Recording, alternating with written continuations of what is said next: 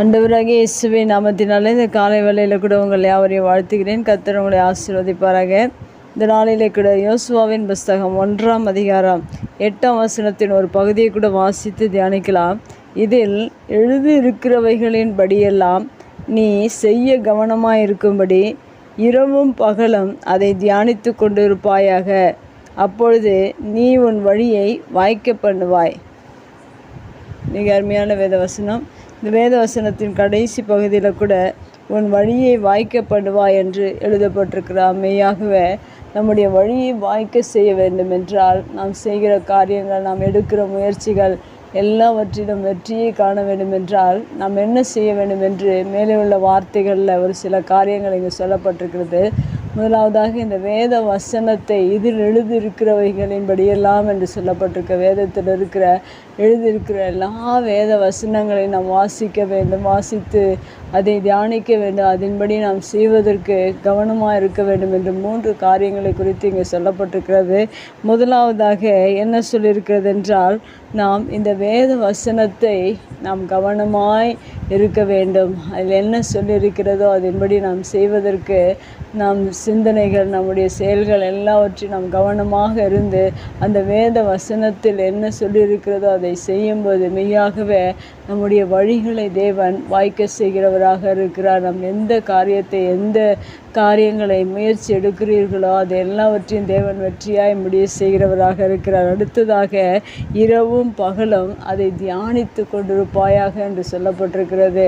நாம் ஒவ்வொரு நாளும் வாசிக்கிற வசனங்களை நாம் வாசித்து மறந்து விடாதபடிக்கு அதை நாம் வாழ்க்கையில் தியானித்து கொண்டிருக்க வேண்டும். அதை தேவன் எதற்காக எழுதி வைத்திருக்கிறார், அது எதற்காக சொல்லப்பட்டிருக்கிறது என்பதை நாம் ஒவ்வொரு நாளிலும் தியானிக்க வேண்டும். தியானிப்பதை குறித்து 1ஆம் சங்கீதத்தில் கூட சொல்லப்பட்டிருக்கு. இரவும் பகலும் கர்த்தருடைய வேதத்தில் பிரியமாயிருந்து தியானிக்கிற மனுஷன் பாக்கியவான் என்று சொல்லப்பட்டிருக்கு. அதுபோல் நான் ஒவ்வொரு நாளிலும் வேத வசனங்களை தியானிக்க வேண்டும், வேத வசனங்களை நாம் கவனமாக இருக்க வேண்டும்.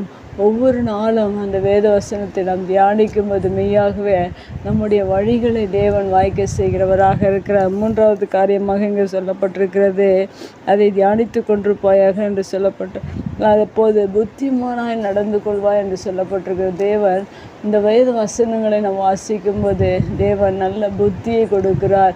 புத்தியாய் இந்த பூமியில் நாம் வாழ்வதற்கு, நடந்து கொள்வதற்கு, எல்லா மனிதர்கள் மத்தியிலும், சமுதாயத்தில் எல்லாரிடத்திலும் நாம் புத்தியாய் வாழ்வதற்கு இந்த வேத வசனம் நமக்கு மிகவும் உதவியாக இருக்கும். ஒவ்வொரு மனிதனும் இந்த வேத வசனத்தை வாசிப்பான் என்றால் அவன் புத்திமானாக நடந்து கொள்வான்.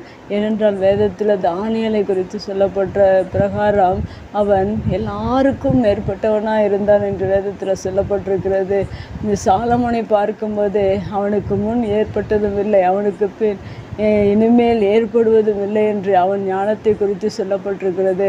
அதுபோல் நாம் கர்த்தருடைய வேதத்தை வாசிக்கிற சிறுவர்களாக இருந்தாலும் பெரியவர்களாக இருந்தாலும் யாராக இருந்தாலும் இந்த பூமியில் வேத வசனத்தை நீங்கள் வாசிப்பீர்கள் என்றால், அதை இரவும் பகலும் தியானிப்பீர்கள் என்றால் நீங்கள் புத்திமானாய் தேவன் உங்களை மாற்றுகிறவராக இருக்கிறார். யோசேப்பை புத்திமானாய் மாற்றினார், தாவீதை புத்திமானாய் மாற்றினார், சாலமோனை புத்திமானாய் மாற்றினார். வேதத்தில் அநேக மனிதர்களை புத்திமானாய் மாற்றியிருக்கிறார். அதுபோல் உங்களையும் தேவன் புத்திமானாக மாற்றுகிறவராக இருக்கிறார். அது மாத்திரமல்ல, நம்முடைய வழிகளை வாய்க்க செய்கிறவராக இருக்கிறார்.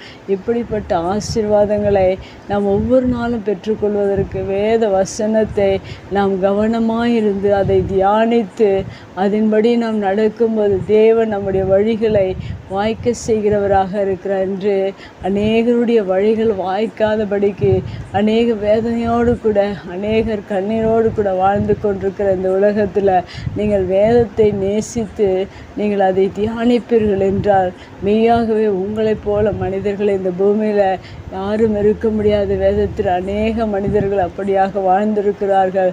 நாமும் கூட இதுபோல் நாம் வாழ்வோம், கர்த்தருடைய வேத வசனங்களை தியானிப்போம், கவனமாக இருப்போம்.